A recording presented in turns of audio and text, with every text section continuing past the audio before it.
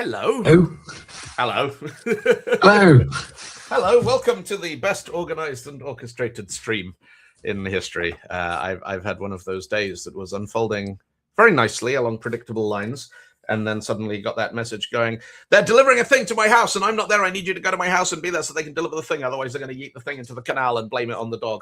So I was like, oh, okay, fine. Ray. So yeah. That's another thing that AI is clearly going to fix, isn't it? Because like it absolutely is. Yes. Yeah. Yeah. Do you know what I would do if it was me? Instead of like delivering things to people's houses, I think that Amazon and Every and all the other courier companies, they should be like ice cream vans. They should just drive around your neighborhood all afternoon with like Greensleeves playing on a vibraphone. And just, for a couple of hours, and anytime you can just go on the app and you can see which van your package is in and you see where the van is. And then as it comes past, you go running out and you're like, hello, stop. And you can get your package. I think that would... I agree. Just one modification. The song should be Mr. Postman. I do not know that song. My camera is Hey, going to Mr. Postman. Hey, Mr. Postman. Mr. Postman, can't you see? It's old. You're not selling it, really. That's just more apt. Hey, Mr. Postman, I like Eli's. Man me a post. Do it with corpses and vampires and ghosts.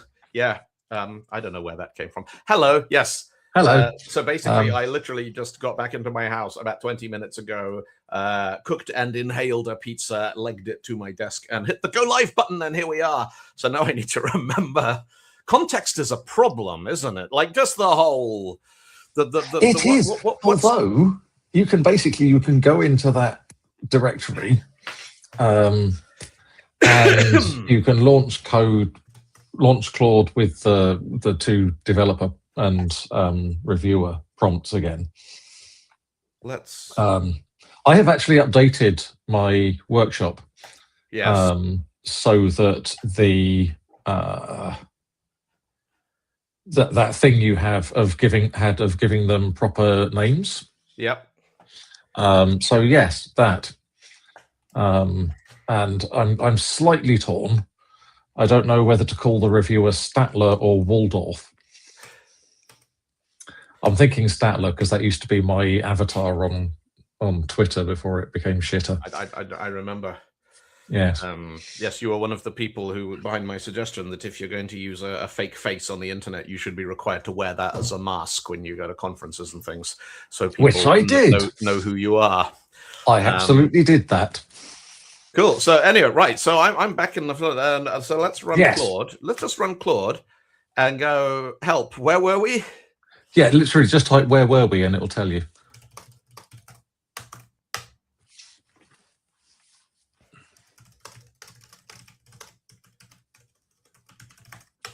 CG user, no, this is not part of the Dylan Beattie Workshop Online. What Dylan Beattie Workshop Online?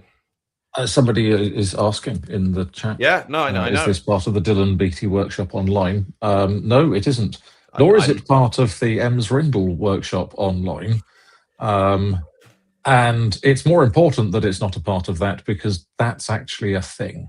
Well, so is the Dylan Beattie Workshop Online, but it's not about Claude Code. It's not about Claude Code. Skills. And there's another one which is about CSS, and they're at dylanbeattie.net/workshops. We should start putting this shit in the bloody descriptions of the show, shouldn't we? This is what people do. Apparently. Why am I called Claude? Anthropic named me after Claude Shannon. Yes, the father of information theory. Which is, I knew that. That's quite interesting for two reasons. One, that's why Claude's called Claude.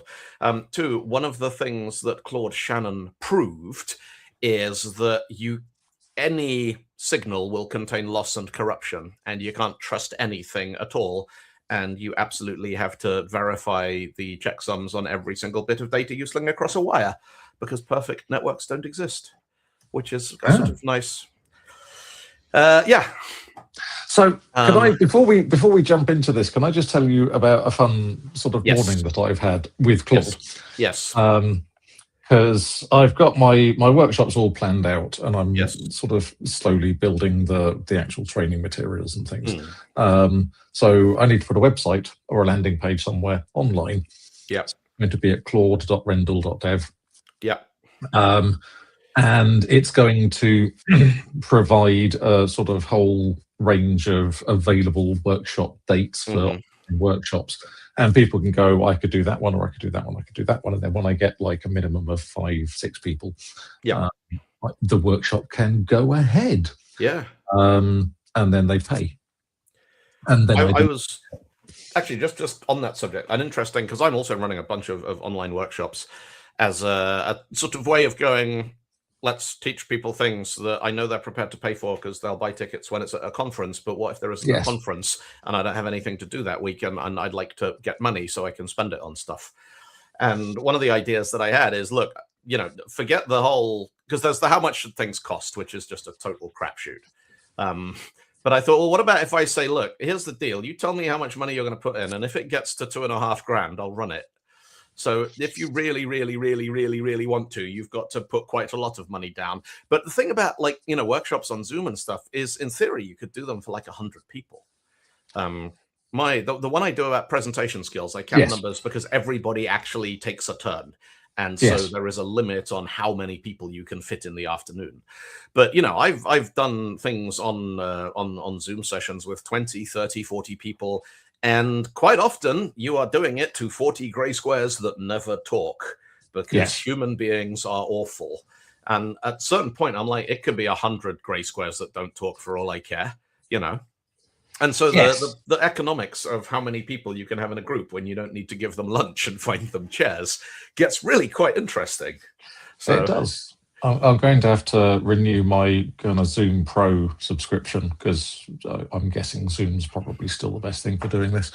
But no, the really interesting thing was I launched Claude, and I got it to make me a web developer prompt, because it's a static page, vanilla HTML, JavaScript, CSS, no Tailwind, no frameworks. It's got a form where it can do things with, I can do this state or this state or this state. And then it will have Google Sheet as the sort of backing data store, because I can just use that for free. And it'll be on Cloudflare pages and Cloudflare workers. And then I sort of, I put it into Opus 4.6 in Claude Code. And I just ran /opsx or :explore. Sorry, I'm just putting up things in the chat because they're saying nice things, and I like it when people say nice things. Go for it. CG user watched my CSS talk in London, and it's really cool. Yeah, it is really cool. CSS is awesome. People who don't like CSS are empty people with no souls. And Dylan, I love your songs. Knowing that you work with .NET like me just made my life more colorful. Yeah. Yes. .NET I have a half-written .NET song called .NET Dirtbag, which is obviously to the tune of... So we don't have any .NET songs, but we do play the final countdown in F#. So we do. Yeah, and so do Europe, to be fair. It's not like that was a decision on our part. And we play, there's at least one song in C# as well. No. Wasn't there was a thing where you and Vaggy did a bit at the start Yeah. About whether it would be in C sharp or it was F when sharp it was or when something. Don Syme was playing bass with us, and so Oh, that's right. Yes. we'd start a song in all different keys, and then Don and I would do a little like a 1 minute argument about whether it should be in C sharp or F sharp. And I would be saying, if we do it in C sharp, then it's more accessible and it'll be easier to hire musicians. And Don goes, yeah, but if you do it in F sharp, then it'll have half the number of notes. It'll be just as good and it won't go wrong. And Yes. yeah. So yeah, CG user didn't know you do live on YouTube. I do live on YouTube sometimes, and I do live on Twitch sometimes. I am basically chaotic at doing anything consistently for more than about 3 months. Yes, like I have. I mean, we kept up Tech Bugs and Rock and Roll. Yeah, pretty much every week for pretty much 2 years. That's actually when you put it like that. But I realized a long time ago, we're going to go way off on a tangent here. Let's do it. Quotes from Babylon 5 as applied to software development. So there is the one that came to mind is somebody on one of my friends on Blue Sky yesterday. I said, we're doing this thing with Claude Code, and he just replied with ick, which I know is a legitimate response that a lot of people are having to various applications of AI at the moment. And I replied with a picture of Ambassador Kosh, the Vorlon ambassador, with that quote, "The avalanche has started. It is too late for the pebbles to vote," which I just love. Because that is so it's happening to the entire world. And I am absolutely certain that some of the people who have gone all in on AI are going to emerge unscathed and happier and better people for it. And I'm sure that some of the people who are like, over my dead body, are going to emerge unscathed and happier people for it. But I think at this point, if you love AI and think it's going to solve all the problems, you haven't done the work. And if you hate it and think it's evil and should be set on fire and thrown away, you haven't done the work. And people are grumpy because they don't want to do the work. And yes. I think in some cases, because, one of the reasons why we started doing this too, I didn't know where to start with whatever the work was I should be doing right now, because there are just too many things to sort of poke around. But the other Babylon 5 quote that I quite liked was, I can't remember the exact quote, but one of the sort of, the long-lived, like almost immortal alien races says something like, he says to Sheridan, "Only a species with your short lifespan could believe that love is eternal. It is perhaps the greatest gift you ever received." And I was like, oof, that stings. And if you can wrap a project up in 3 months, you can probably ship it before you get fed up with it and completely bored and you hate it and everything. And the number of times over my career where I've just been like, no, I need to, this needs to be something I can ship by the end of the year, because if I come back to this in January, it's going to make me miserable and then it'll turn horrible. And yeah. Yes. So very strange things are happening to things. There we go. All right, you go down there then. Fine. See if I care. Do what you want. Hello, I'm talking. Yes. So Eli, that T-shirt with the signature language jokes on it is on sale on the internet, and you can buy it anytime you want. Because if you go to shop.codewithrockstar.com, which is where I have all my T-shirt designs, and you can go on there and somewhere on here, there it is. Music staves. Procedural, functional, object-oriented. And people who get that joke are the intersection of two very, very niche sub-communities within larger communities. Hang on, Dylan, someone's spamming my my Twitch with some kind of link to a shop. Yeah, for like T-shirts and stuff. I should on probably Twitch. You just get people relentlessly trying to drive stuff to their thing. How many parts of this series can we honestly? We haven't. I haven't got a lot on at the moment. Yeah. And there are endless things that we could be doing and having fun with. I think, and I do have a workshop to promote, and so this is going to be dead handy for that. For me, I think we are going to reach a sort of a natural inflection point with the thing we're working on right now. Yes. Do I get an email when someone orders from your store? I don't know. No one ever orders anything from my store. I sell about one T-shirt every 3 months. I'm sure you probably do. I'm sure I might do. But no, anyway, I was talking about. So yes, I went through with Claude in Opus mode, and we did the thing of kind of designing the website and deciding what sort of we were going to use Google Sheets and all this sort of stuff. But it was also kind of coaching me in marketing and who is this going to be targeted at, and do you have like social proof? Are there things you can link to online? I was kind of, I did a talk at NDC London. It goes, oh, can you give me the YouTube link? And I'm kind of like, yeah, all right. Then it goes, okay, so we should mention this and this and it was not just coding. It was helping me be a a better person. And it occurred to me that for certain types of people, and I'm going to list English, certainly, and I mean English as in from the country. It's a country, not just a language, Americans, but also with kind of like self-esteem issues, or who were repeatedly beaten for boasting when they were children and all this sort of stuff. I have enormous problems marketing myself. Yeah, same. I was going to say selling myself, and that sounds even dirtier. But I have enormous problems marketing myself. If you look at Americans will quite happily tell you in their LinkedIn bio or whatever that they are a thought leader and that they're incredible at stuff.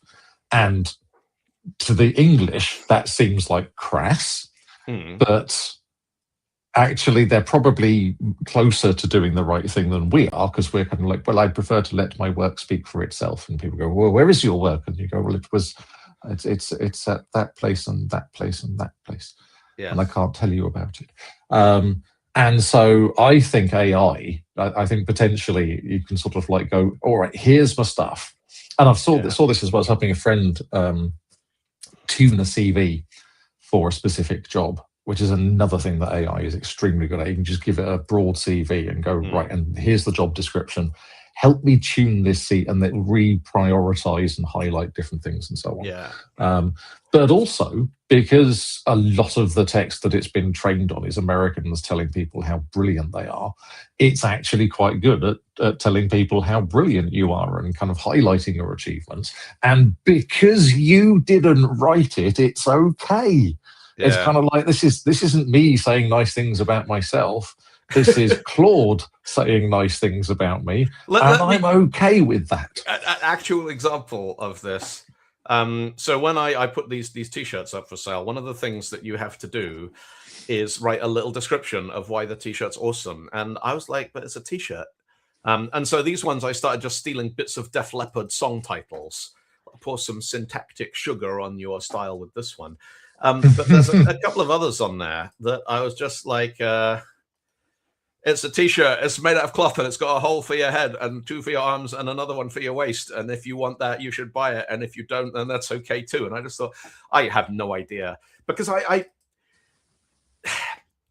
don't know when people are like, hey, this is a thing you might actually want. Like if a band I love announces they're going on tour, to me, that doesn't come across as marketing. It's just like, well, obviously I wanted to know that. But that point when it becomes apparent that the person you're talking to is being transactional and they want to turn your conversation into a sales call, that gives me the ick. I never, ever, ever want to be that person, ever. Yeah. To the extent that, you know, I probably, the extent to which I spend my life going to conferences and meetups and the exact things that people say, this is how you grow your network. This is how you get opportunities and collaborations and all that kind of stuff. And I probably go to more conferences than anybody. And I absolutely suck at doing the thing that you're supposed to do when you go to conferences, normally because I'm having fun. And I'm either doing the thing I went there to do, or I'm chatting to people and finding out what they're doing. And at some point I was like, oh, I should probably put a slide in my presentation that says, by the way, I'm running these workshops and this is what I do and this is how you hire me. But yeah, if AI can sort of do that, I put probably way too much stock in authenticity. I think one of the big things I'm personally struggling with is, I send my invoices by myself manually, because when I get an invoice from a company or something that was clearly sent out at midnight by a script, I'm like, well, that sucks, because it goes out at midnight and then it's the first thing you see when you check your email in the morning. And you're like, oh, come on. Could you not have waited until Monday morning? Like, at least when people are at work, it's Sunday and I was out last night and the first thing I see is that I owe you money. No. Yeah. No. But I probably just need to get over myself. But, I'm British. I'm not good at that. So, but yes, the whole idea of having assistant tools that are like, this is the code you need. Oh, by the way, also, this is kind of a thing that some people do when they set up these kinds of websites. And, this, because there's all kinds of things like, pricing models for running workshops. next time I do this, I'm just going to ask it, hey, do me when does the early bird run till? How much does it cost? Put this there, put that there. What dates? When should I send emails? Because I don't know. And I don't do it in enough volume to gather any data on what works and what doesn't. I just need some decision, which will be right or wrong. But once the decision is made, you can implement it and get on with your life. So anyway, should we kick off phase 2? Yes. So you should be able to do. Well, no, you need to drop out and I need to drop out and make tell sure Claude you're which hat to put on. Which hat to put on? Yeah. So it puts on its pirate developer hat. This is the developer pirate minus that one, system prompt file prompt. So for folks who've just tuned in who haven't watched the others, what we've got here is, if I open up VS Code, over the past few sessions, we have created a set of prompt files. And the way that I think of it is a prompt file is a hat that you put on Claude that makes it behave a certain way or optimize for certain kinds of output. And so we had first we had a requirements analyst hat that we used to have a little conversation with Claude to find out what we were going to build. And that got written into requirements.md, which is over here. And then we used Claude Chat to write a prompt to tell Claude to be a system analyst, a technical architect. And then we put that hot hat on and we said, look, here's the requirements. Let's have a chat. And that got us to the point of we should probably build this in .NET with WPF and this library and that library. And then yesterday we created a developer hat and a QA engineer hat. And a developer hat writes code and the QA engineer sends it back saying, this is not good and that's not good. And the sort of moment for me yesterday was when we ran it and it worked. And I will admit I was very surprised because I have been using AI coding assistants for 18 months. And what they normally do, in my experience so far, is they get every line almost exactly right. And I've spent a lot of time. Yeah, I've spent a lot of time. So like last week, I used Copilot Chat in VS Code to build a Playwright browser automation harness to download audio files from websites. And it got the right, it kind of got the right structure and it got the right idea and it showed me where I need to put the auth token. But I think I had to modify every line just slightly to make it do the right thing. So yesterday when we did the first phase, I was expecting then to fire up Visual Studio and have to go through and fix a bunch of things. And it worked. And the first time we tested it, it had an error message. But then when we put the QA engineer hat on Claude. So the developer talks like a pirate and the QA engineer talks like an English butler, because that just makes it all a little bit more entertaining. Yes.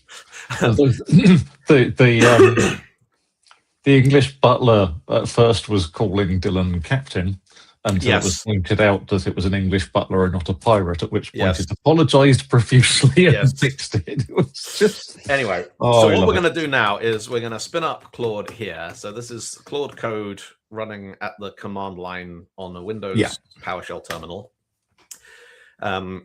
So that fires up Claude. And now if I say, who are you? Claude will say... probably in pirate language. Who are you is one of those deep questions, isn't it? It's no wonder it has to think about it for a little while. Yeah. Ahoy, Captain. I be Claude Code, but aboard this vessel I sail under a special flag, a battle-hardened WPF engineer and .NET privateer with decades of plunder across the seas of desktop development. Me areas of mastery include WPF and XAML. So yeah, basically we have we've hypnotized, brainwashed, conditioned, programmed. I don't even know what the terminology is. Claude is pretending to be an expert WPF and .NET audiovisual developer who's also a pirate. Yes. All right. So at this point, you should be able to do /OPSX:/FF. Yep. And then space. And then phase 2. So just these phases here, what they're referring to is if I open Typora, which is the thing I use to read and write Markdown files, we got one of the Claudes to write us an implementation plan which broke our project down into phases. So phase one, which we did yesterday, is that multiple Typora's not on screen. Typora's not on screen. That's weird. Did you share your screen or did you share the window? Oh, maybe I'm sharing the window. Let's share a screen.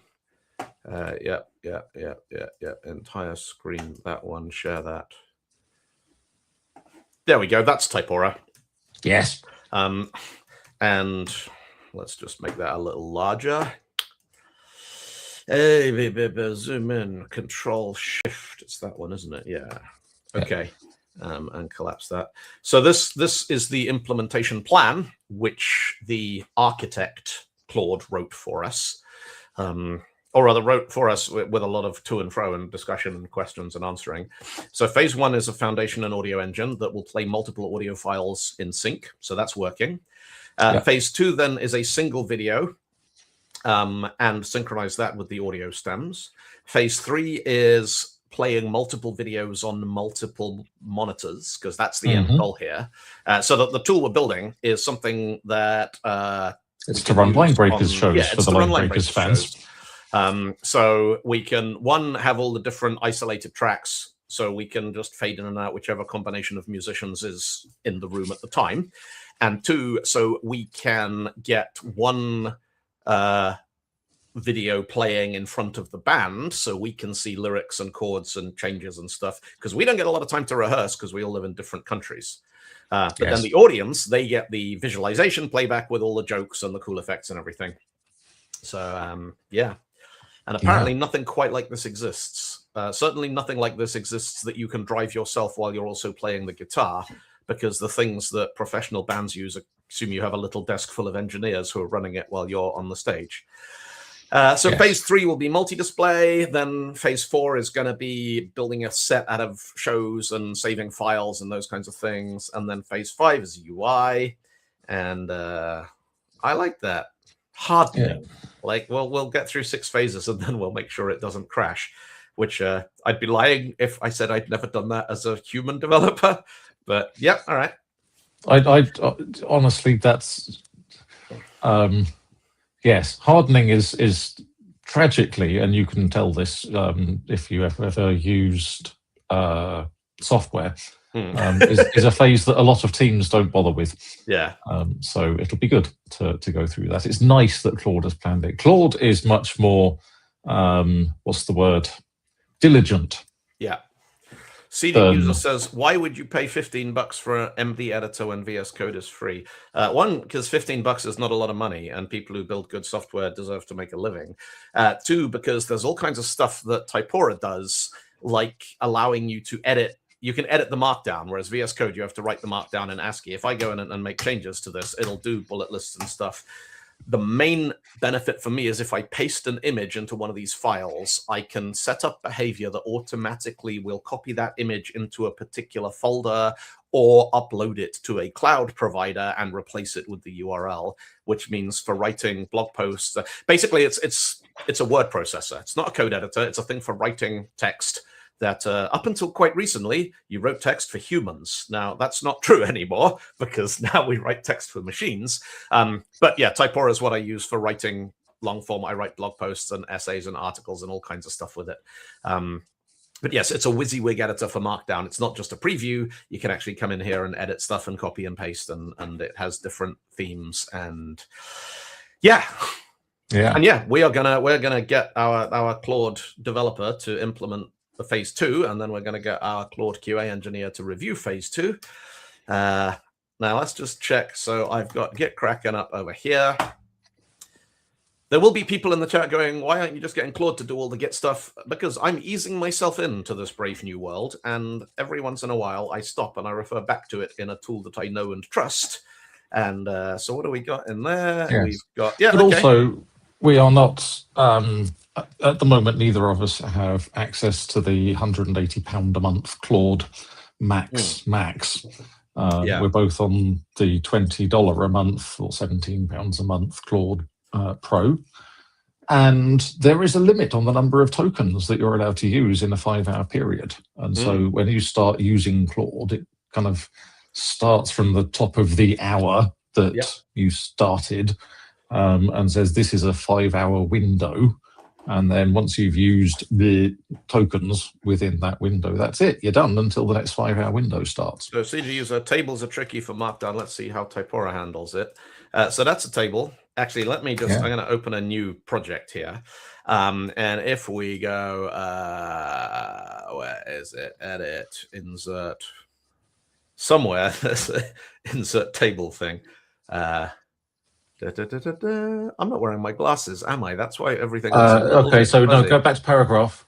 Go back to paragraph. Go down table. to the there you go. Table. Insert table. 3x4. So that gives you a table and header and hello and look and then. But what's nice about it is that it does automatic adding rows to it as you go along, and the arrow keys jump you around. Now, if you do Control/, this shows you the underlying ASCII markdown. And the thing about tables in Markdown is that they're not actually tabular because they're Markdown. Yeah. So as long as you got the right number of pipes on a line, that's an empty line in the table. So Markdown tables in ASCII end up looking like this. But then when you switch back between that and you save that and yeah, let's not put it in Claude stuff. Demo.md. I think you need to edit something in the table. Yeah. And then save it. Oh, that's interesting. It's preserving the underlying. Yeah, but it doesn't matter because it's WYSIWYG, so you can edit it in this view if you want to. That's probably a feature. Which I've always thought was quite neat. And yeah, so it handles them as well as any editor I've ever seen when it comes to the gnarlier edge cases. There's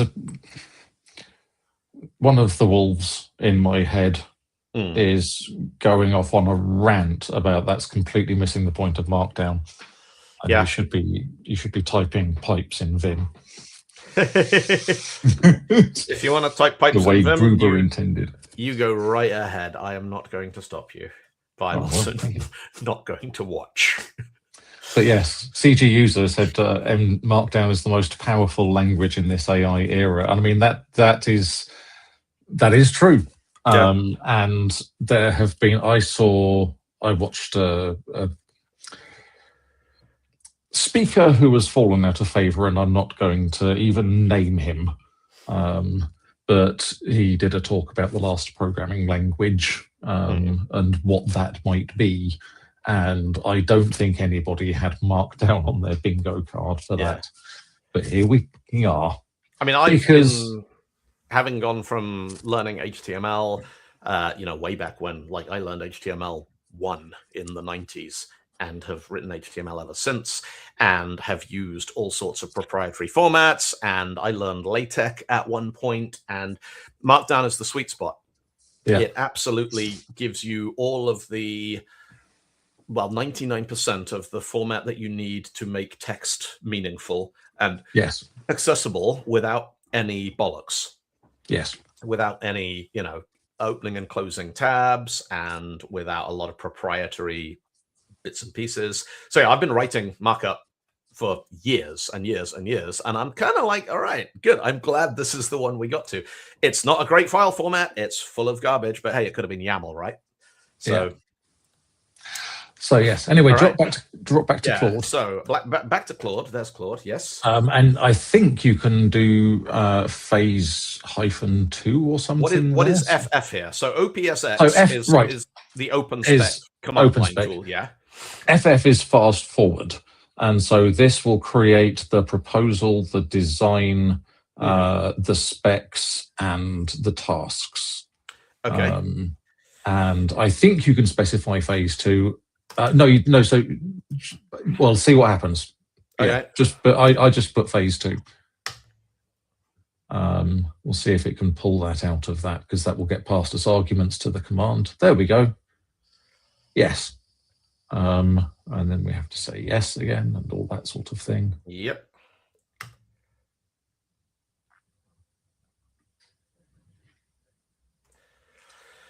Yes, proceed. So while that does that, let's just check.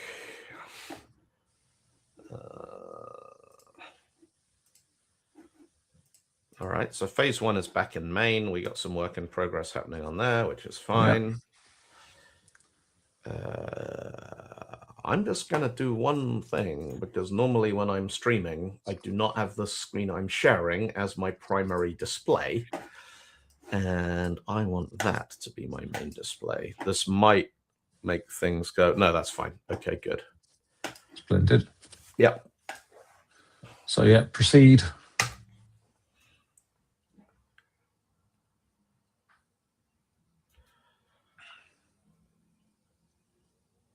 Empty should have color-coded text. You see, yeah, but also no, because color coding is very culturally subjective and also has all sorts of accessibility headaches. It astonishes me still that most of the world has agreed that green means go and red means stop, and 12% of men are like, what? Brown means go and brown also means stop, does it? That's helpful for me. I mean, you have Obsidian, which is like a markdown knowledge base notebook thing, which is I use more than I've ever used in anything like Evernote or anything like that. So that supports hashtags just as a thing. I rage quit Evernote in about an hour. Yes, you did. They put up a thing going, do you want to get AI tools? And the only no button was, no, I don't want to save money. And I'm like, well, go away. And I switched the whole lot over to Obsidian that afternoon and have never used Evernote since. Yeah. And if you're from Evernote and you're watching, I regret nothing, and your marketing sucks. And this is why, being British, I try very hard never to market anything.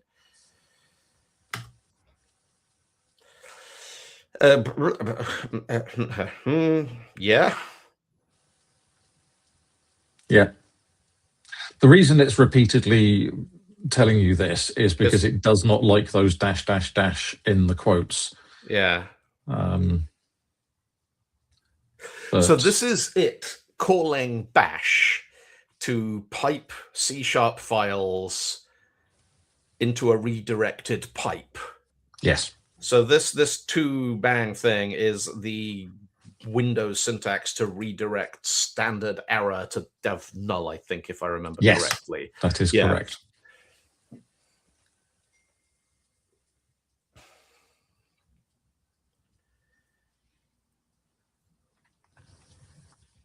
So yeah, I was watching a podcast video on YouTube last night. I've watched about half of it about a thing called Pi. Yeah. Pi.dev. Don't know if you've seen that. It's an insanely lightweight sort of CLI coding tool. Yeah. That will work with Claude or Gemini or Codex or whatever. But it was created by a guy named Mario Zechner, who's done a few things over the years. And the reason he did it was he kind of looked at coding agents and the way they work and everything. And we discussed yesterday how a coding agent is essentially an LLM plus tools, and you tell the LLM how to use the tools, and then it returns back to the coding agent and says, please, can you execute this tool with these arguments? And what Mario Zechner realized was that really it boiled down to 4 different tools. And actually some of those, there's some overlap. He basically went, it's working with files. So actually, really, all it needs to be able to do is know bash and know how to execute bash commands and read the output. And then you build in some sort of convenience ones. So you build like web search indirectly. But if you didn't have web search, and actually, when Claude this morning was going, I'm going to go and look at this YouTube video and pull the details so we can put it onto your website for you. And then it got an error back going, you're not allowed to look at YouTube. And it went, fine, I'll run curl. And it just ran curl with the YouTube URL and got it anyway. And it's kind of like, did you just jailbreak yourself past a constraint? Yeah. Yes, you did. I don't mind. It's actually, if you'd asked permission, I would have done it. I would have said yes. But yes, your Claude does seem. I don't think we haven't added Serena in this project. What did we do last week? We added Serena. That was in the other project. That was in the other project, wasn't it? So yes, we could add Serena in this. Probably add Serena, right? Project as well. So yes, but just say yes for now. Just say yes for now, and let's allow all edits. Yes.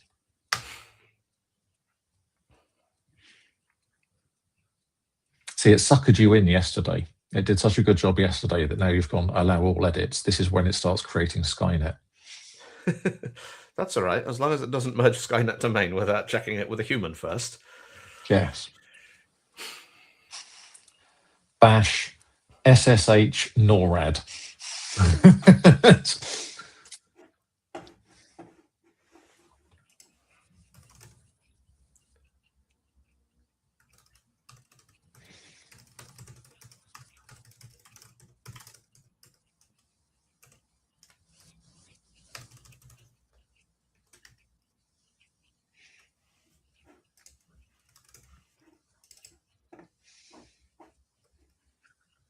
So yes, talking of languages and this sort of MD being a thing, I've been idly kind of wondering, as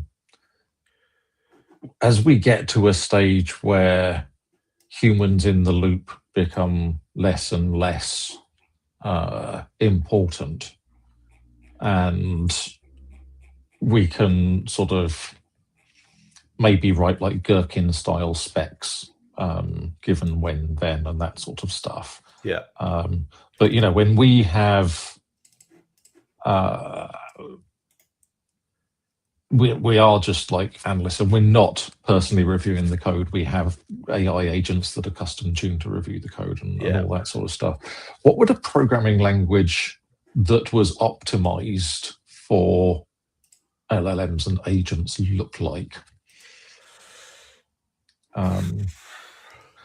Because in my time working with them, I have found it very helpful when they use an object-oriented language, because they do break things down into single responsibility classes and stuff really well. Yeah. I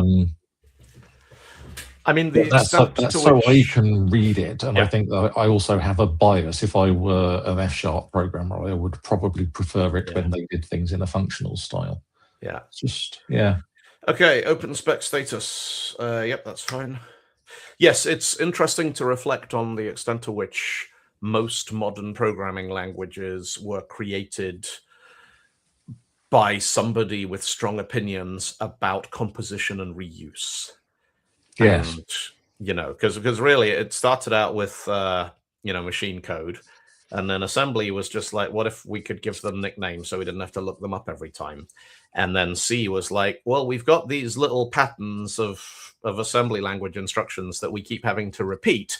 What if we could give those names, and then we can reuse this, something like a conditional jump statement, which is basically the exit condition in a loop.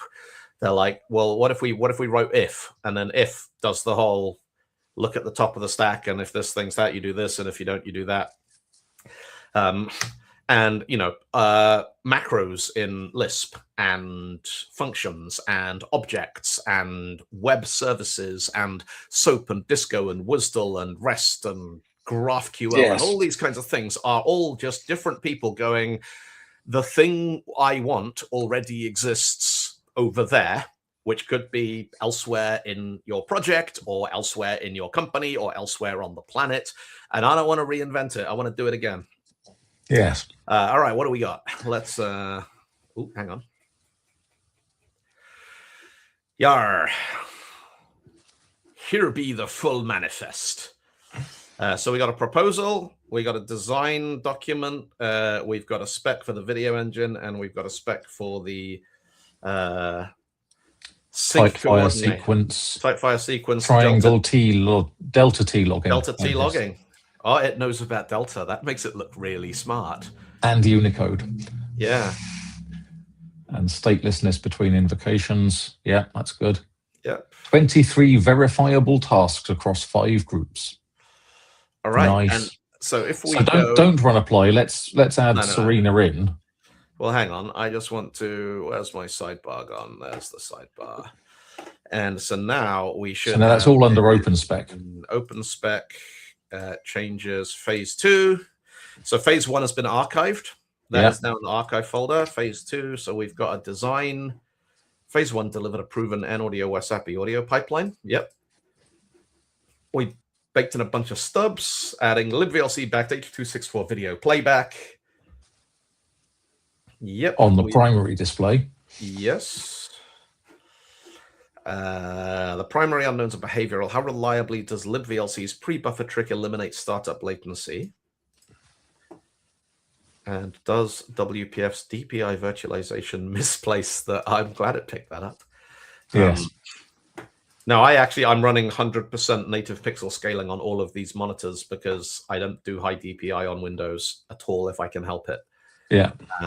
On Mac, it's fine. On Windows, it's all right on my laptop, but on lots of things. Okay, yep, that's all. Yeah, audio is unconditionally silenced. Yep.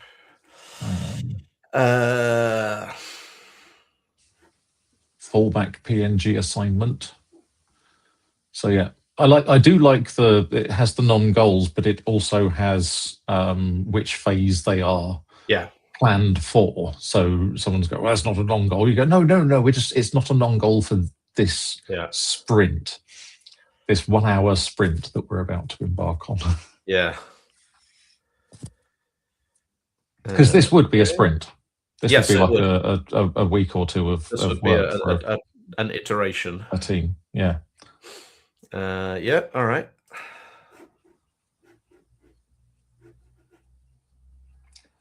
VLC display window fully implemented. DPI awareness app manifest. Single display video playback. The logging thing is interesting because that's not something we ever asked for. And at one point it did say, do you need like a sort of diagnostic mode for troubleshooting sync problems? And we said no. But okay. Well, it's obviously decided it knows better than you. Yeah.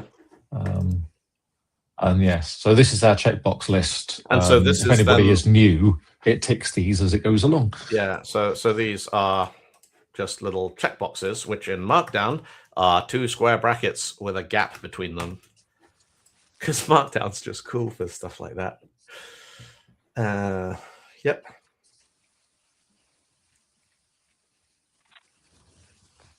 So yeah, it's got 5 groups of tasks. Yeah. All right. Yeah. Yeah. So exit /exit, so we can add the Serena MCP because that will make it more efficient. We wanted to do, yes. And then MCP server. Let me just dig out the syntax for adding it. This is one of those paste this to your console and trust me, go back to sleep. Your government is in control. Install integration. Yeah. Or is it in Claude Code? Yeah. Running Serena. Prerequisites. Yeah. Connecting your MCP client. And then it's got a Claude Code link on the right hand in the contents. Yes. That's it. That's the thing. That's the one. Just paste because it'll be fine. Yes, and this is the thing where this is why we made you install UV. Yeah.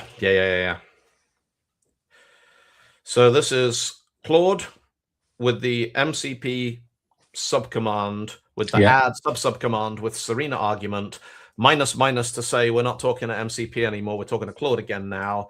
UVX. We're not talking to Claude at all. These are now the arguments to pass when you start Serena. Oh, okay. All right. Or when you start the MCP server. So everything after the dash is the command to start the MCP server. Okay. I think. Yep. The place I've come across that syntax. Oh, did that work? Yeah. All right. It's So now written we run. into the local thing. No, so now actually, if you look above that line, you can see it's got resume this session with Claude -- resume. Oh, yes. And so you can copy and paste that, and it Yep. will just restart that. And it's still, everything is still there. So you can scroll back up and see everything that you did. Okay, yeah. And in this instance, Yeah. that this is good. If we had done a lot of stuff with that first session, if you just run /context quickly.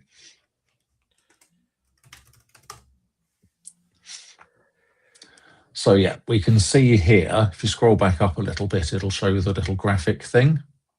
Oh, yeah. There we go. So yeah, you can see we've used 27% of our tokens for this session. So we're good up to 60, 70%. Seems to be the point at which Claude context starts to rot. Yeah. The other thing you can now see, though, is if you look at MCP tools, each one of the sub commands that the MCP supports is 270 tokens. Yeah. If you scroll down a bit further, and it'll talk about skills. The skills are like 50, a dozen to it's less than 100 tokens. Yeah. And those are the commands, actually, the 24. And this is one of the reasons why there is a bit of a shift away from MCP servers and towards commands. The advantage with MCP servers, particularly something like Serena, what Serena is doing is running the language server, and that is stateful. And commands and skills are not stateful. So MCP servers are still good for stuff where you've got state being held outside. So CG user, just to recap for anyone else who's like, what are you actually building here? I want a application I can run on my laptop in front of me when I'm playing live music on a stage that will it'll send one video file to my laptop screen. It'll send a different video file to an external display that's on a big projector behind the band, and we'll play both of those video files in sync with an arbitrary number of audio files that I can switch on and off individually. So I can have a folder containing my video with the lyrics and the chords, because my memory is not as good as Claude's, cool visualization that the audience can look at, and then a drum track, a bass track, a keyboard track, a rhythm guitar track, backing vocal track, sound effects track, and I can switch those on and off depending which musicians are actually on the stage. And that's what we're building. That's what I want. So yes. And I tried building it last year by hand and quickly realized it was going to be a massive amount of effort. Although it was quite nice, gratifying last week to see that Claude was like, yes, you do it in WPF and you use libVLC and you use NAudio. And I'm like, that's what I was going to use. Yeah. So now you can just do /opsx:apply and it will build it. Yeah. Again. And now you can sort of keep an eye on it because it will ask for permission to do things. Yeah. But we can also have other discussions while it's doing it, and we can. So what we can do while it's doing answer questions from chat is a good way of spending the time. So while that's doing that in the background, yes, and don't ask again, what I'm going to do, because earlier today I baked some test audio files. So I have got a little folder here with a bunch of stems in it. And if I just need to stop and restart my screen share so I can remember to switch audio on. So that's that, and then share screen, and okay, and entire screen, that screen there, and also share system audio. So if I let's open Audacity.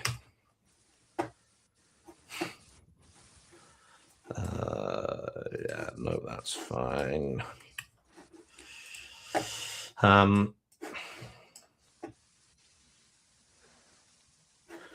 So what I've got here is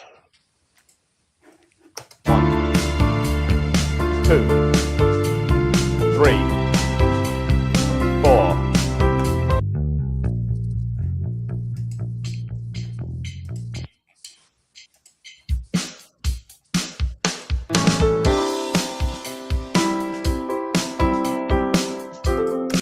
So I got a bunch of isolated audio files, stereo WAV files, one of which is a click, which is just one of which is a bar count. 1, 2. Is that 3, 4. Is that why is that only showing one sound wave? because the bar count is mono because I recorded it with a microphone. And the software copes with that now, doesn't it? Because we fixed that. Yes, that's we one of the fixed things that it didn't yesterday. like. Whereas the others uses are an adapter. They're Yes. session instruments in Logic, which generate stereo outputs. So Yes. so that one's one WAV because it's a mono WAV file. So what Session instruments? That's why the bass guitar sounded so soulless. do you want to create? Yes, allow all edits during this session. That's fine.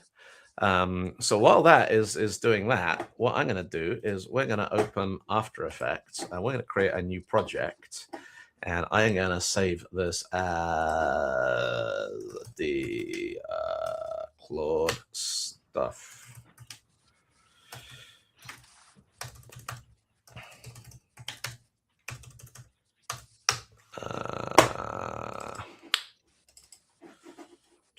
Count Claudula. Yeah. So you know Jeff Wayne's musical version of the War of the Worlds? This huge, like double concept album, which doesn't have any gaps in it. Each side of each record is a continuous piece of music. The first thing they had to do when they recorded that was to track one on all the tape just had a bar count. And so somebody would sit in the studio with a metronome going 1 and count up to 1,240, 1,241. And every single person who worked on that record had to take a turn. So somewhere there's a master tape which has Richard Burton just reading numbers to a metronome onto the tape, which I just thought was great. So, okay. Do you know what I want to hear is the I want to hear the click track that Chris Wolstenholme has for Hysteria, because it's 8 times around, or it's 6 times around the first time, and then 4 times. And I'm sure when you're on stage with smoke and lights and a crowd of 60,000 people and everything, you must get lost. There must be something that's sort of going, and chorus. No. No? No. You just count. Are you saying Chris Wolstenholme doesn't have ADHD? Yes. Because I can't count to 6. I get distracted. There is also this Don't hire me though. reframing device of when you know a piece of music really well, it doesn't become, because the way you approach it when you're learning it is you have to learn to do the complicated thing once and then do it 6 times. Yes. But you do it enough times and the pattern of 6 of them becomes a sort of single unit in your brain that happens. How letters are meaningless, but when you put them into words, you can remember the words.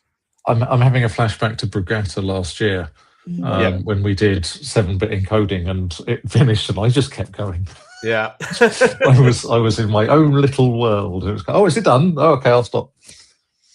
Yeah. Right, we can close Typora because things are happening in the background. Okay. Yeah, that's happily just sitting and doing yamly things and zamily things. And so while that's doing that, I'm going to grab this lot. I'm going to drop that into here. And I'm going to new comp from selection. And then I'm going to create a new null object layer. And I'm going to go file, scripts, recent script files, keyframer. And I'm going to say, I want you to drop a keyframe in every beat of a 120 beats per minute tempo. So this will now, and if we open the audio waveform for that, oh, hang on, what did I just do? So you see in here now, we've got, that's the audio waveform of the click. Yeah. And there's a frame on each one of those. And so what I can do now is drop in something like a new text layer, and then we can set the text property for this to be an expression. And this is where I'm going to, so After Effects, one of the things I love about working with it, let's see, is that, yeah, that's still cooking away, is that you can write, it uses ActionScript, which is Adobe's implementation of ECMAScript, which is the JavaScript specification, that lets you do stuff with it. And so now at this point, I do need to look up ActionScript. So After Effects, ActionScript current time. I mean, we could get Claude to do this, right? Yep, absolutely. Claude.ai. Give me an ActionScript expression for use in After Effects that will take the current time in the composition and turn it into the current bar and beat count for a song at 120 beats per minute. There is not a lot of training data about ActionScript. I've had very, very mixed results getting this right. So BPM's 120. Yep, that's cool. Time is the property we want. So just if we go in here and we say set that to be time, for example, and I crank up the size of that text to there. So what this does is that the value of that piece of text is the current time in seconds, and I think seconds and milliseconds is what it's using here. So if we copy that lot and we drop that lot in here, and now drop the font size. Okay.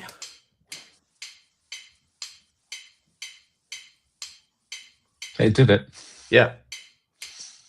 Not bad. I'm going to... One of the weird things about After Effects is it sometimes uses a character return without a new line to mean stuff, which can be a little odd.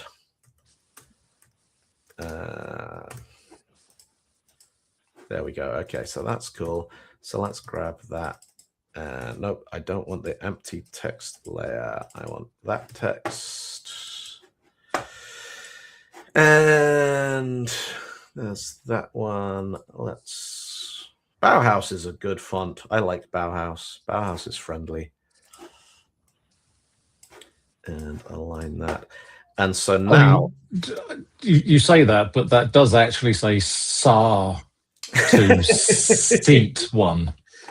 Yes. But no, because you never get an asset at the start of a word in German. No. So yeah.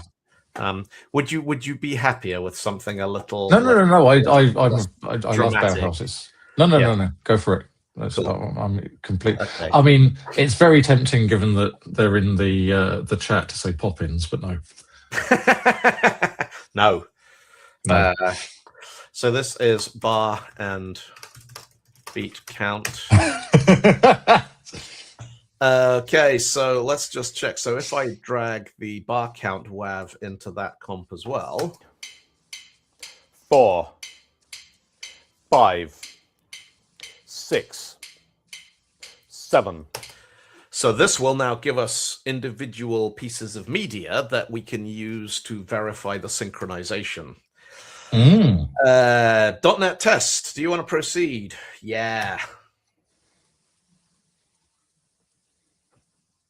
See, the whole time we've been doing this, there has been this little voice in the back of my head going, well, at some point we're going to stop and we're going to go and we're going to read all of the code and check every line and make sure it's all good. And except we're not. We're going to get Claude to do that as well.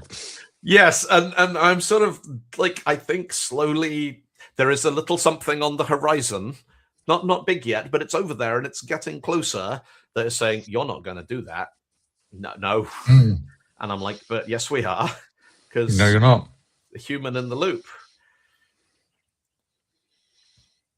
All right. All code is compiled. 17 out of 17 tests pass. Run the harness, load a song folder and an MP4. Now that's interesting. Yes. Okay, let's see what it does. All right, so let's just I'm gonna save that, and I'm going to open up the media encoder because we need that little video that we just made. I'm gonna put a new thing on it. Hang on, I'm gonna put a new null object, and I'm gonna drop that in, and I'm gonna effect gradient overlay. No, blending mode. There it is. Because that looks really boring at the moment, and it would be more fun if it had colors on it. So let's put a that's interesting.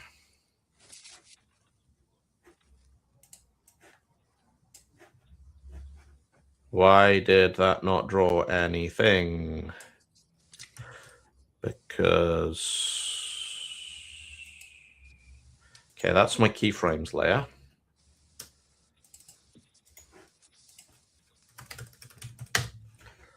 So that I can drop way the hell down there. All right, and that's our text expression layer. Yeah, so this should have a, yeah.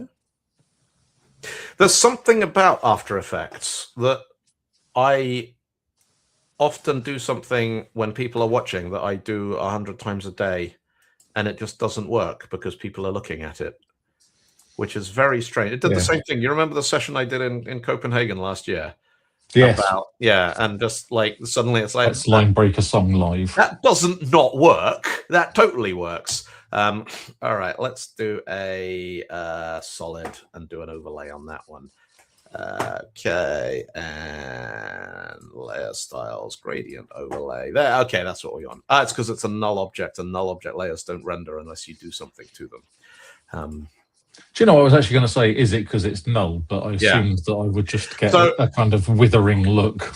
There are two kinds of effects in After Effects. One of them is a generative effect, which actually creates pixels. So if you've got stuff like a rainfall or a starburst effect, that will draw on a null layer because it actually adds stuff. But if you put in a null object and then say overlay it with a gradient, what it does is it takes everywhere that the null has something, which is nowhere, and it applies a gradient to those bits, which does nothing because there's nothing to do them with.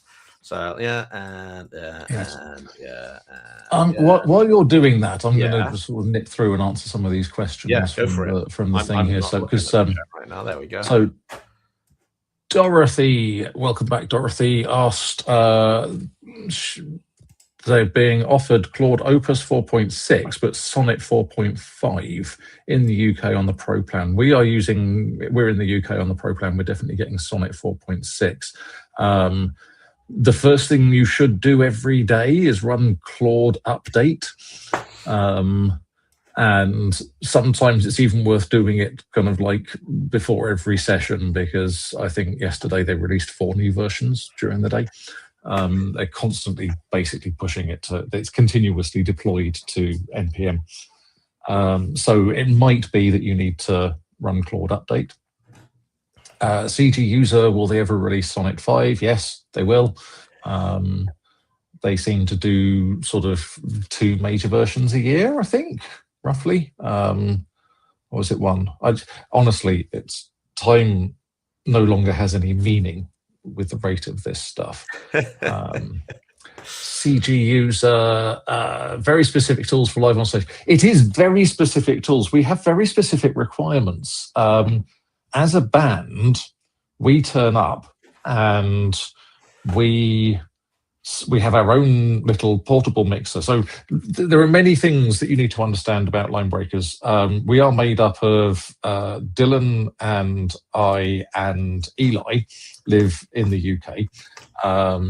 Hannes lives in Belgium. Vagiv lives in Oslo. Heather lives in the States. We have other members who are occasional. who pitch up, and we play at conferences, tech conferences. So we have things that we can take with us. So we turn up with a little mixing desk, and then everybody brings their own in-ear monitors and their own instrument and all this sort of stuff. And then we pitch up to the venue, and we hook everything up. We plug everything in. And there is generally like one sound engineer we go, here are 2 wires, please plug those into the front of house thing. And then we run the show ourselves. So we don't have a sound engineer kind of like going, oh, I'm going to adjust the levels or any of this sort of stuff. And we don't have a drummer because nobody wants to be taking a drum kit I'm going to clarify. a tech conference. We have a dozen drummers. Oh yeah, we have a dozen drummers. Wants to bring a drum set. Yes. Because, and so we have backing tracks that we use, and at any given gig, there will be a different configuration of line breakers. And so one of Dylan's sort of most irksome jobs is remixing the backing track. And then like 2 hours before the gig, I go, I don't think I can play that bass line, mix the bass line in. Or Dylan going, oh, hang on, you're singing that one, aren't you? We'll have to mix your instrument back in and stuff. And it's a faff. And so, yes, this is also, we have video that is displayed to a projector, but we have for ages been going, oh, wouldn't it be really good if we had the lyrics and like a band view, which had the lyrics and the chords in a guitar-karaoke style way. And so, yeah, all of this put together creates a very, very specific set of requirements that nobody else has. There is no software that exists that will do this. And I suspect if there was, it's the kind, I think there are a couple of like hardware devices that do something like this, but they cost thousands and thousands of pounds. That is yesterday, yes. Right, so what did it just do? Let's, so if we do a .NET build. It's in, yeah. It's in there, isn't it? Yes, and if you do .NET publish, it'll create the XE.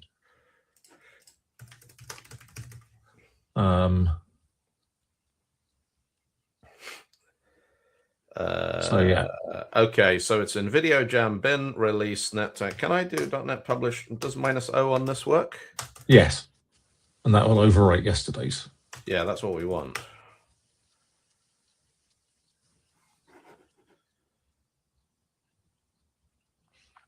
Huh, interesting. .NET publish. You can't. The minus output isn't supported when building a solution. Oh right, so you need to give it Video Jam as the.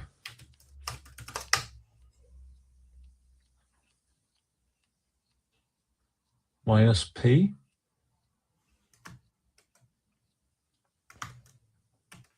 No, hang on. .NET publish. It's not minus project. You just. Oh, it is just the argument project. Okay. Did that work? Yeah, it did. So videojam.exe. No, hang on. Did it? There we go. These are all fresh now. Yeah. Fresh That's files. today. Get your fresh files. All right. Okay.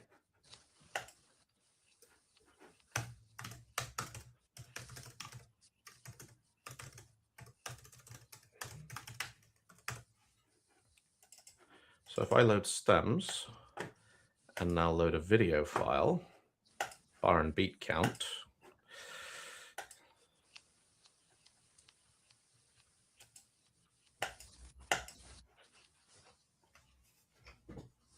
One, name broken. 2, 3. And is it showing up on your display? Anywhere? Yes. I'm just going to do a thing. Is that going to work? Yes.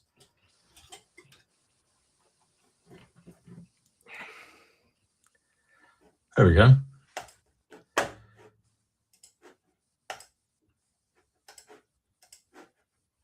One, 2, 3.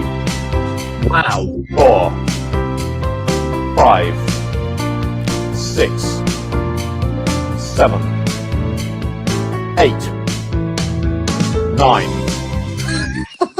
Oh, God. So there's a tiny bit I of... need to. Wait, is there a shepherd school in Sheffield? a shepherd school. I need to retrain.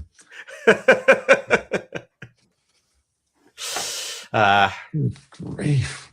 Yeah. So yes. Anyway, All right.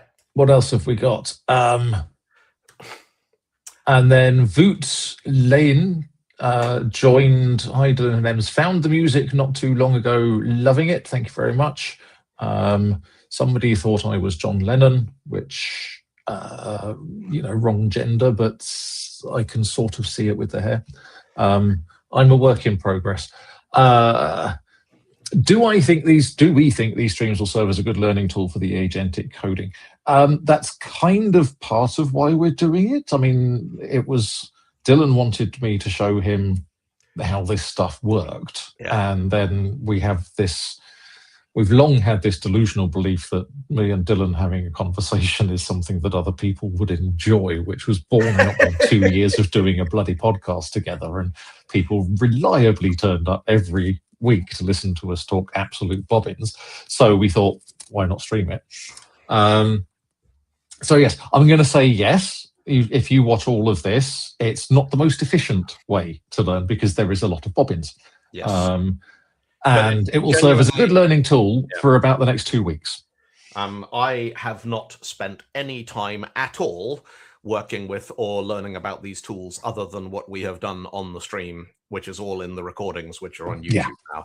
So if you watch, and there's going to be, at this point, this is the 4th session we've done, so we're up to like probably 10, 12 hours. But you watch them on 2 times normal speed, because I know you will do that anyway. Yes. You will literally see every single thing I have ever done with Claude happening live on that stream.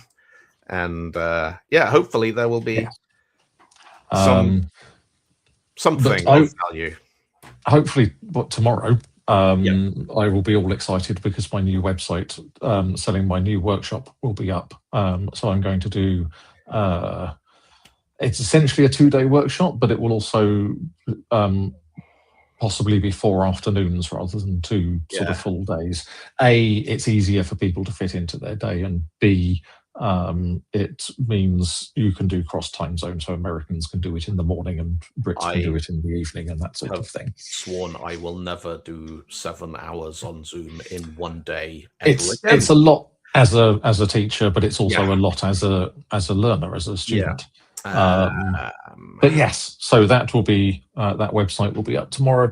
That will be much more focused, and you'll be actually able to, there'll be exercises, and you'll end up with a project and some prompts that you can keep for yourself and all that sort of thing. It'll be much more focused and whatever. It will also, if I get enough interest for it, there'll be the option to tune specific instances of the workshop for specific platforms. So we might do front end for one, we might do back end APIs in .NET, might do back end APIs in Go on a different one. Also, it's, if I get to the point where I'm doing these things weekly, they're never going to be the same, because a big part of the effort I'm going to be putting into that is keeping up to date. Because I swear to God, you kind of go, oh, this is best practice, and then a week later there's people leaving comments on your YouTube video going, that's so January. Because and you're kind of like, well, that's when you recorded it. So yes, and then the rest of it is just round glasses, and I watch all of these starting from scratch as Dylan did. That is, that is a valid way to get yourself up to speed with these things. Most bands do exactly that. Backing tracks plus video and light show sync with Ableton Live. Ableton Live is one of the tools I know professional touring bands do for this kind of thing. Last time I looked at it, and this is going back a couple of years, one, it did not have that facility to send multiple video streams to multiple devices simultaneously. 2, it was very cumbersome to try to use it while you are actually being one of the musicians on the stage at the same time, especially if you are playing the guitar. If you're behind a keyboard stand or something, it's a lot easier to play with your laptop during the show. But and also Ableton Live costs lots of money, and it is not cheap, and we don't charge for our things. Starship says, I use open code with a local LLM. You really want a 32 gigabyte GPU for the context window and as fast RAM as you can get, which was in response to a question from CG user. So yes, you can. Open code is a sort of open source and non-back-end tied, although they've got their own kind of LLM proxy layer thing. Wants any RAM? I've got 64 gigs of DDR5 that doesn't work because if you buy an AMD motherboard with 4 RAM slots in it, you can only use 2 of them, otherwise it falls over. Yes. So I've got, and when I bought this, it did not cost more than the GDP of a small Central American country. But RAM prices. That's what you're asking for. So I will swap it for a 10-year-old Ford Focus that's ULEZ compliant and has a working audio system. If anyone wants to swap 64 gigs of RAM for a car, you look me up. So yes, it is. You can use open code with a local LLM.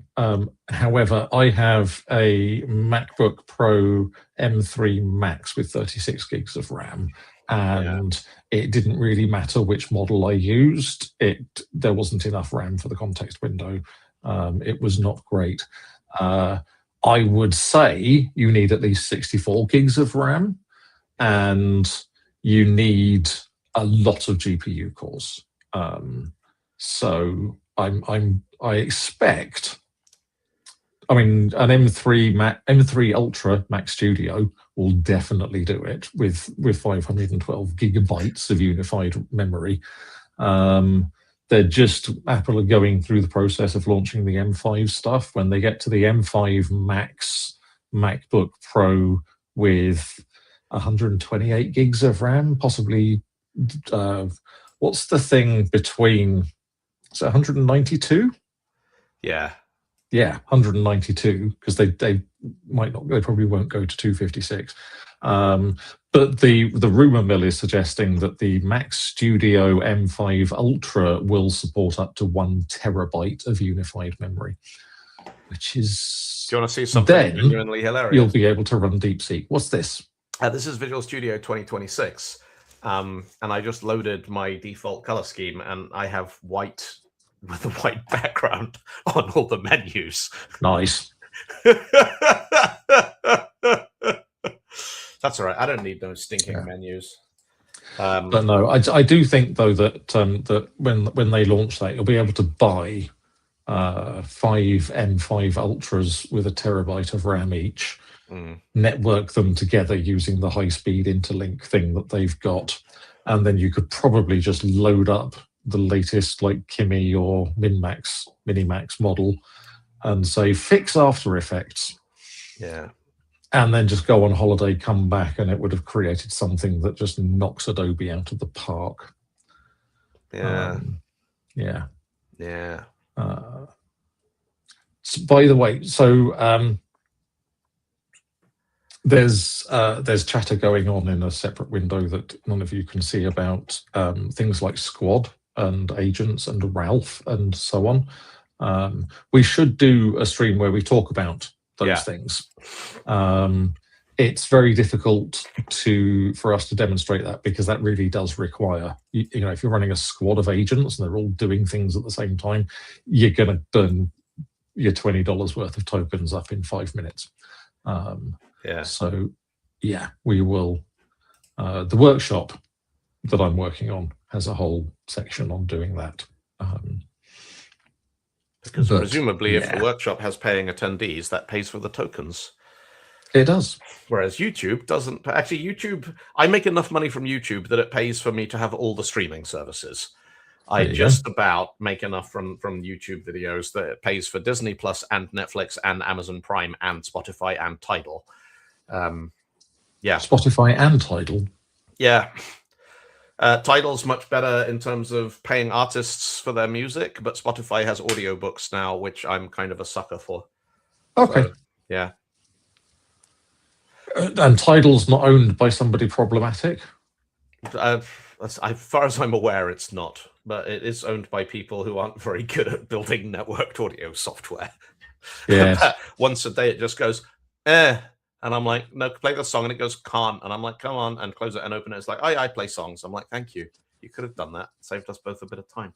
I like Tidal, but it does about once a day. It has a little networky glitch when I'm using it. But apparently this is unusual to me. Other people online have not had any problems with it. So this is the thing. This is all the code that got written by the thing. And so we've got, this is it's a WPF app.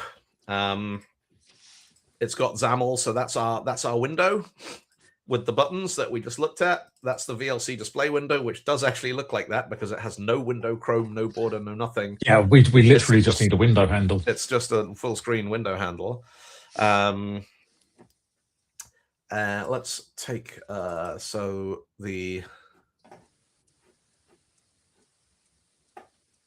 I mean, there's a couple of things in this that I really, really like.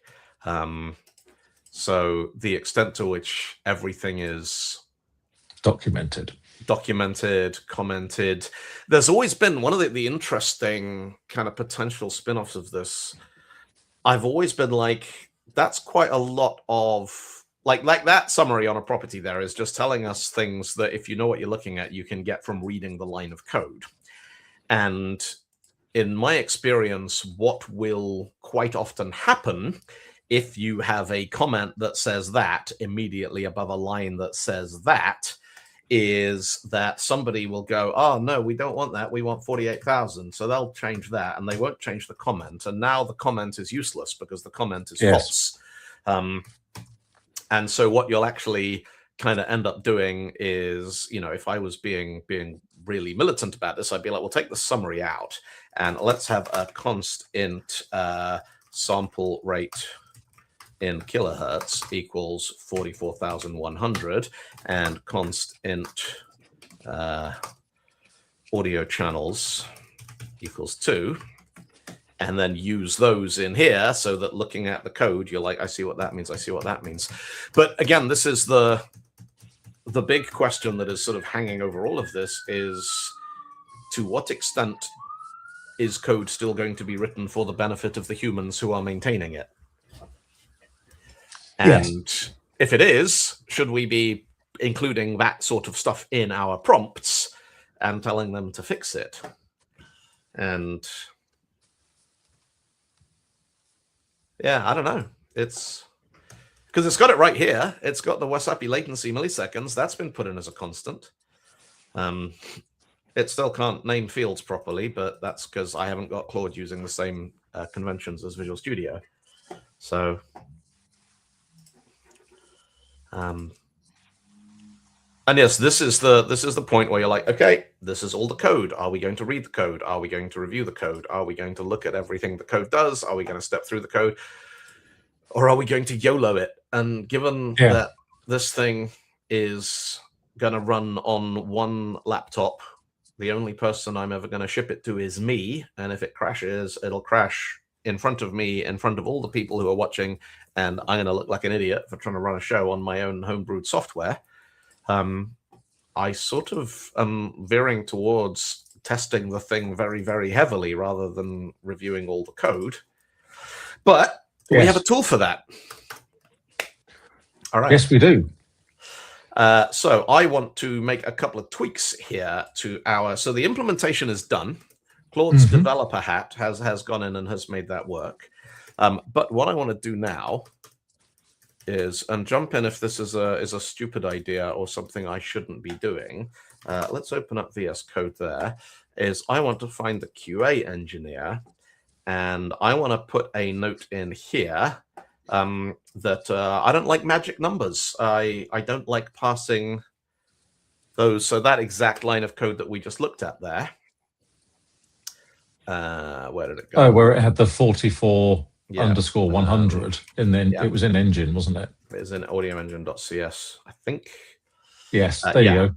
So I want to give it a thing that says, look, don't pass numeric literals to constructors and things. Put them in a constant, which explains the purpose. Yes. And then I want to see if it picks those up as errors. So there is a section within here. Yep. If you scroll sort of standards, I would put it under standards. Yep.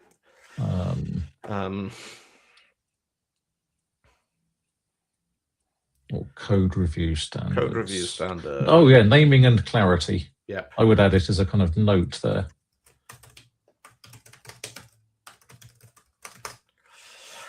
Is the code passing numeric literals? Numberic.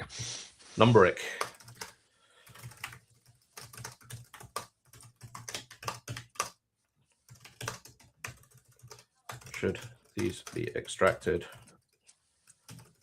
into constants with meaningful names?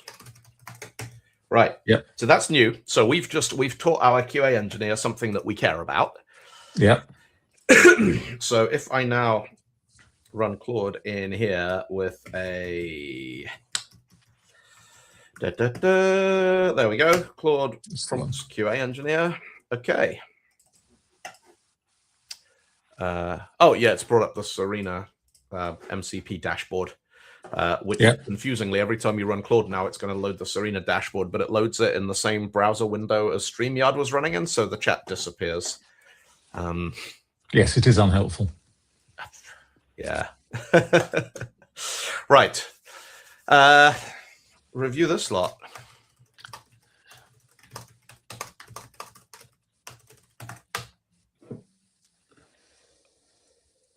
So remember, this is now going to respond in the style of an obsequious butler. Yes. So, get change yes, status. And don't ask yes, again. And don't ask again.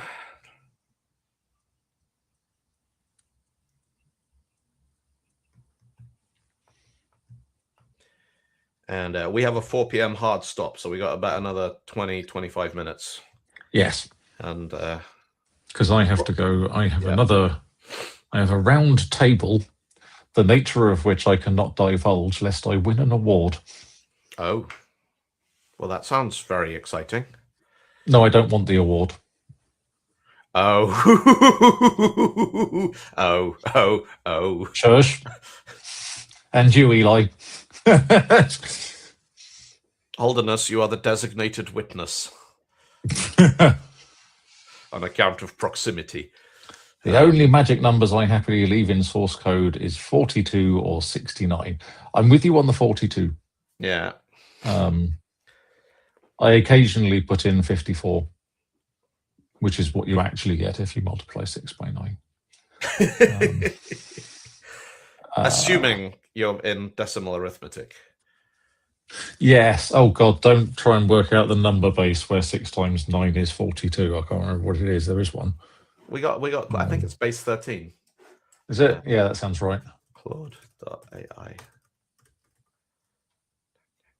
And what numeric base is 6 times 9 equal to 42?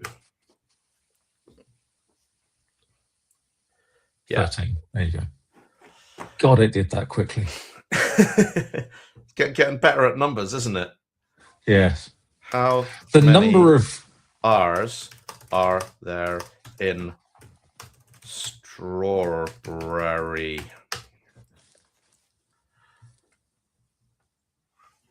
Six. Yeah. Clever. There's a dedicated subroutine for counting. I like R's in strawberry. I like to think it is dedicated to R's as well. Yeah.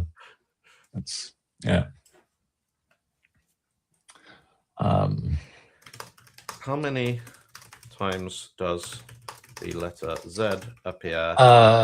Yes, sir. You may delete Eli's 6-7 message and put them in a timeout.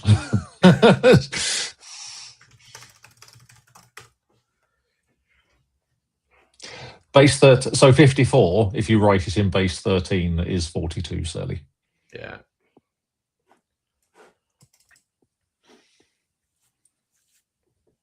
One of the many ways in which YAML is a terrible, terrible idea is that YAML parses any unquoted, like it has numbers in it, but if the number starts with a 0, it parses it in octal, not decimal, which you don't realize. Sorry.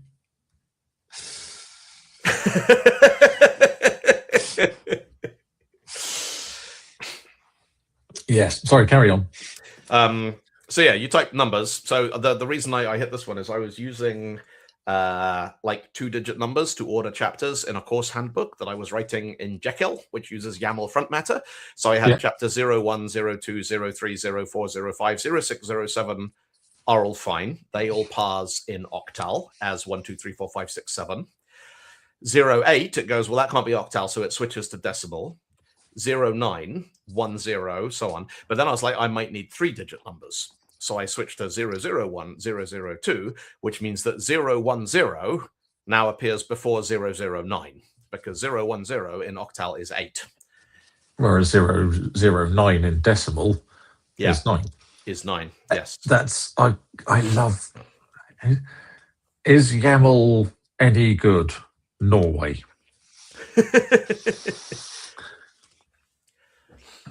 Right. So the code is on the whole well structured. All right, let's have a look. So resource leak on natural and replay path. Yep. On oh. Never disposes its shared libvlc native instance. Ah, there we go, you see. Which is probably, given that it's got a shared instance, depends how shared it is.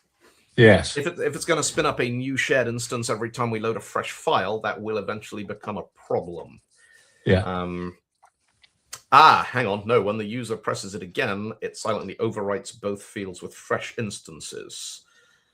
The libvlc and audio engine are abandoned without disposal. Yes, that is bad. Yep. So that means that it's overwriting them with fresh ones, but the old ones, and because libvlc is a wrapper around unmanaged code, because VLC is written in, I think it's written in C++, that's not good. And pre-buffer timeout falls through to show video.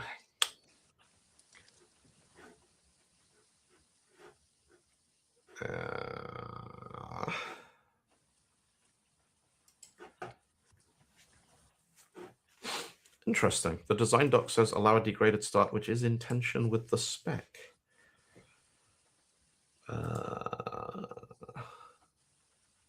Yeah. Interesting. Yeah.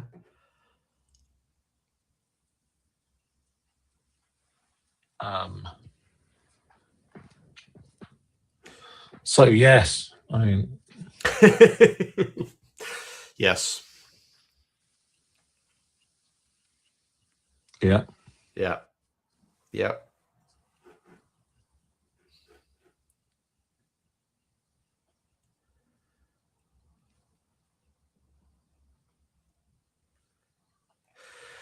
So what do we do now is we say, splendid, please put all of that into a fixes.md file so we can give it to Brian, the pirate engineer. And it should now ask questions and clarify where it said you could either do this or you could do this. It will either make its own decision as to what should be done. Yep.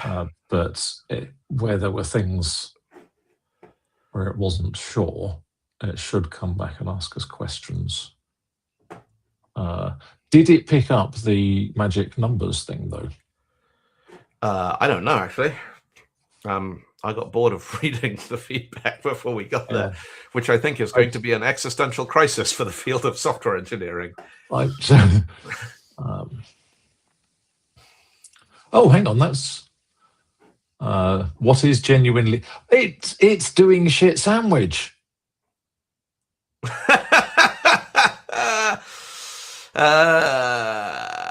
Yep. That's brilliant. I love that. Okay. Yeah. But no, it does not appear to have picked up those magic numbers things. Yeah. Possibly, is it possible that it is only reviewing things which have changed as a result of the scope of this change? And because that is a defect from phase 1 that we put in yesterday. Oh, yeah, that's possible. Yeah. Yes, yeah. All right. Do you want to create it? Yes, and allow edits. That's cool.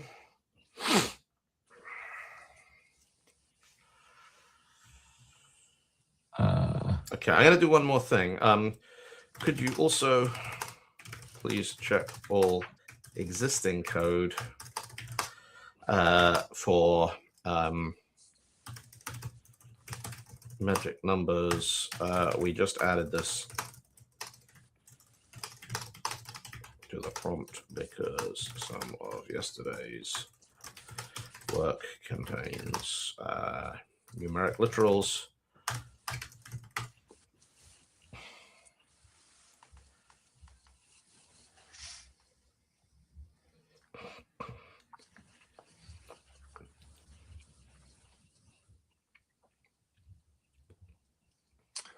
Thank you, A Star Starship. Yes, absolutely don't forget to hit the like button. Like and subscribe. Yes. Although. So while that's cranking, there's a bit of chat going on about talking to people who you think you know who they are, but you're not exactly sure who they are. But there's this little sort of glimmer of recognition. And I worked for a long time in a company that had a lot of actors, like famous actors, like actors you know from film and television. In my second week in that job, somebody said, "Oi, C-3PO's in reception." And I poked my head around, and sure enough, Anthony Daniels was there in person renewing his membership for another year, which was just quite cool. And I wonder what their filing cabinet would have been worth, because it would have had autographs of literally everybody every year. But no, it's business paperwork, and it would be shredded after 7 years. But quite often you would bump into somebody like on the stairs on the way into work, who you'd sort of half recognize, and you say, "Hey, how's it going?" and whatever, and they were leaving, and then later you'd be like, no, that wasn't my friend. That was a person from TV. That was a famous man. I think I accidentally greeted Ben Miles, who was Patrick on Coupling, and then in Hijack, he played the airline pilot. I think I greeted him about half a dozen times, because apparently first thing in the morning, before I've had a cup of coffee, he looks like my friend. So he was always very nice about it, and we never sort of stopped to chat. But yeah. Yes.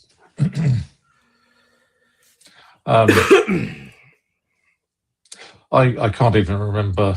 This is how little I care about the soccer. But I was talking to somebody in a beer garden once, and then I'd stopped to chat about a dog or something. And then I carried on to the table where my work friends were waiting for me, and they were all very excited because I'd been talking to like an extremely famous Fulham footballer or something. And I had no idea. I was just kind of like, really? And how does he play? Fulham. Which club is that then? Yes, it's like, so is that croquet or bowls? Look at this. So Dorothy, at that job, what did you do?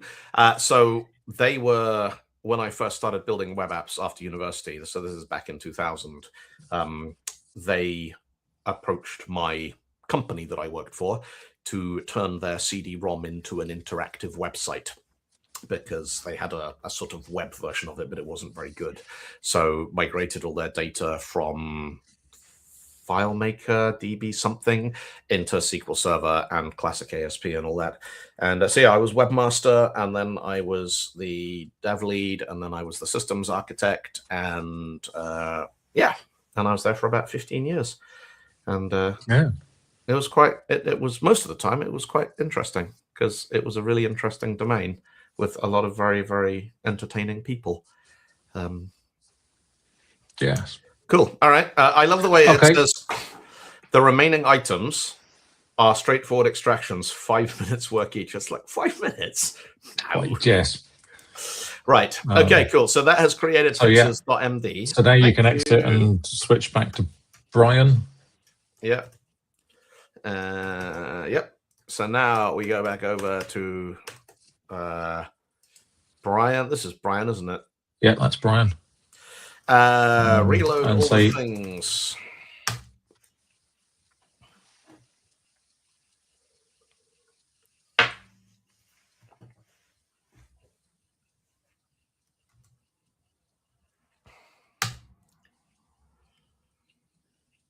That wasn't quite what I meant.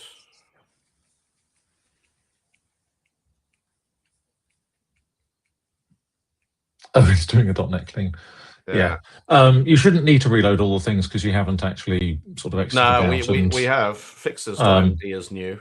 Yeah, but you can just say read Okay. at fixes.md. So if you can just press escape twice now as well to interrupt what it's doing. There you go. Okay. And then you can say, yeah, read at fixes.md and implement the fixes. .md and implement all the fixes.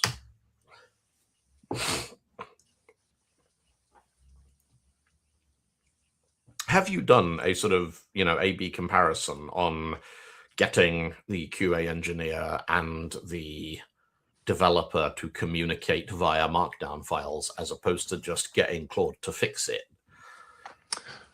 Yes. And? It works better this way. Okay. There's a reason why I've told you to do it this way. Yeah. Claude, I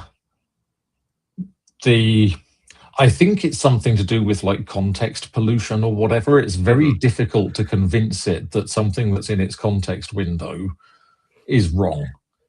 Okay. And so having something with a separate context window load the code fresh, and also having the part of the reason we're using system prompts is within a single directory, we have system prompt, multiple system prompts. Whereas if we were only using one persona and we didn't have this separation, we could put all of that into Claude.md. But yes, so you can give, the coding standards are in there. The coding standards can be in kind of like Claude.md or docs folder, and you have kind of standards and everything, and you make the thing read that. But yeah, if you have a persona that is instructed to be picky, it's going to behave differently. It's going to change what it does. Yeah, it's there's a sort of a question. Is this is it generating the next most likely word?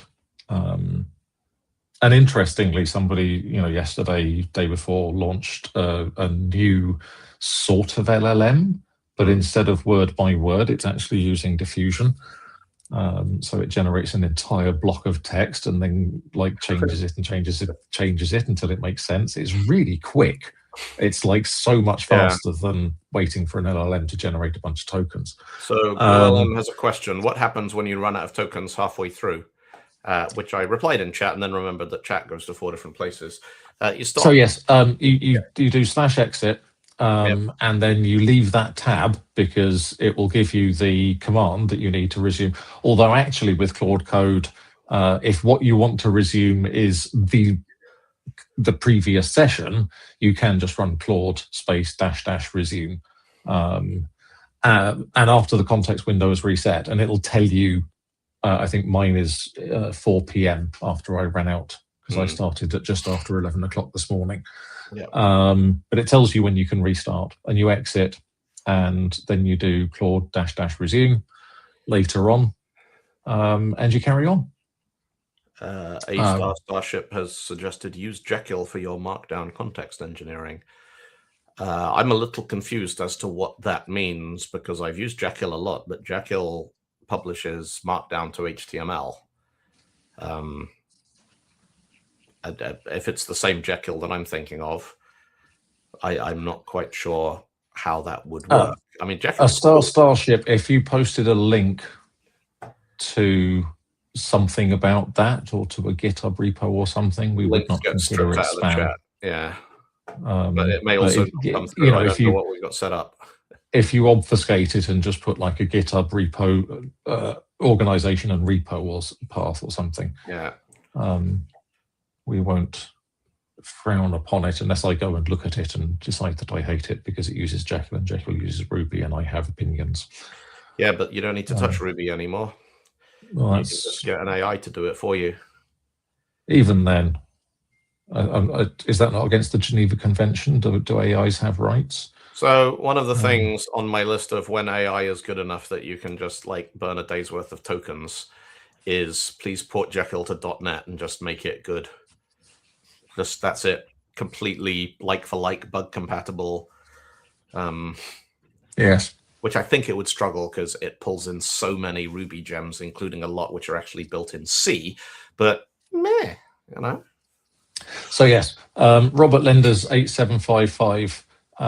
This is a very useful tip, actually. At the end of the context window is to write a nextsteps.md and start a new session with instructions. The problem is when you run out of tokens. If it literally says, you haven't got any tokens of left, then you can't. It doesn't have tokens to write nextsteps.md. So it normally gives you a warning and says you're at like 97% or something, and it is a really good idea if you hit that to say sort of I use devlog, and I have a command in my repo that says write devlog. So you do /write devlog, and in the command instructions it says write what you did in this session and what we're doing next. And it's got things in there to mention the the open spec phase and all that sort of thing. If you run out of tokens, you do a pay-as-you-go extra usage, and you can set a max on. So yes, that is, if you do actually run out of tokens and you're kind of like, oh, I just need, like, I can probably get away with 2,000 more, then you can add in the pay-as-you-go, which will bill your credit card for. I just don't know sort of what the smallest unit of tokens that they have is. How's it looking? Pretty good. It's so the one thing that it is not doing is picking up the editor config and style guide coding convention preferences, which I guess is a whole nother thing. Because my Visual Studio has been set up over many years with a combination of built-in rules, editor config files, and resharper to write code the way I want code written. And I'm not quite sure how we tell Claude that that's what we want. Hang on, I'm just going to go and check something. Skills P. Search. So where the hell is search? Oh, no.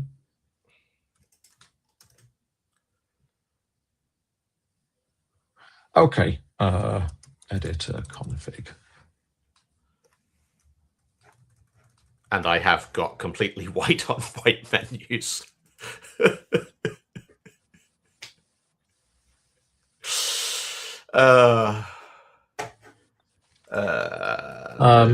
Studio reset color theme.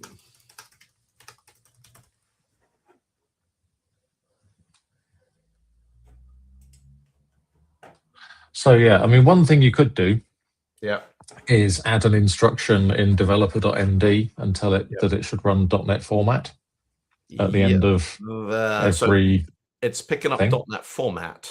The thing here is like using var instead of explicit types. Okay. Which one are you in favor of? I like var. Okay, good. I think the fewer things you have to read, the better. We can still be friends. Yeah. Let's come back to that. Right. So So we are up against it. I have to drop. Yes.